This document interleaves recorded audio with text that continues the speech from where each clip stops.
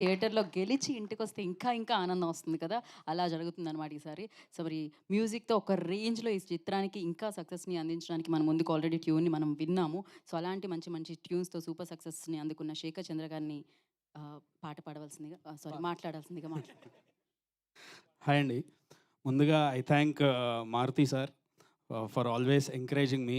So, ఈ అవకాశం ఇచ్చినందుకు అండ్ గోవిందరాజు గారికి I thank.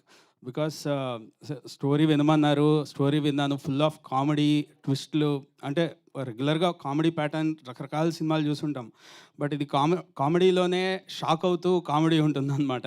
So, I really enjoyed. ఇలా ఏదో కొత్తగా చేయబోతున్నాము. How is it going to be అని. అండ్ సాంగ్ సిట్యుయేషన్స్ శివ గారు చెప్పినప్పుడు they were really good song situations. But critical ఉన్నాయి కొన్ని. అంటే రెగ్యులర్‌గా ఎళ్ళే సాంగ్ సిట్యుయేషన్స్ కంటే కూడా చాలా కంటెంట్ చెప్పేది. లాట్స్ ఆఫ్ ఫన్ క్రియేట్ చేయాలి అవన్నీ. సో, మేము చాలా తలబద్దలు కొట్టుకొని ఏదన్నా కొత్తగా చేయాలి, క్యాచీగా చేయాలి, ఏమి హుక్ రావాలి, ఎట్లాంటి లిరిక్స్ రావాలి అని మేము బాగా డిస్కస్ చేసేటప్పుడు వన్ ఫైన్ డే మారుతి గారు పిలిచి, సో, అన్ని సాంగ్స్‌కి ప్రతి సాంగ్స్‌కి అనమాట ఒక కొత్తగా హ్యూమర్ యాడ్ చేసి, కొత్త కాన్సెప్ట్స్, కొత్త అప్రోచెస్, సో, అట్లా చాలా హెల్ప్ చేసి ప్రతి దాంట్లో కూడా ఒక క్లారిటీ తీసుకొచ్చి, సో, ప్రతి సాంగ్ ఇప్పుడు మీరు ఇందాక చూసారు 'ఆడోళ్ళకి ఆమట దూరం'.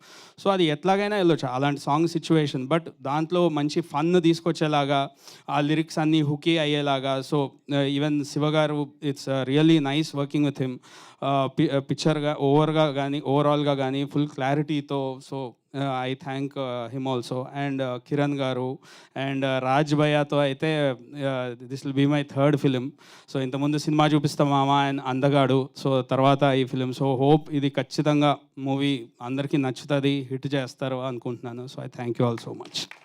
థ్యాంక్ యూ అండి. Thank you so much. మీరు ఆ పద్యం ఏమన్నా చెప్తారేమో అని అనుకున్నాను నేను.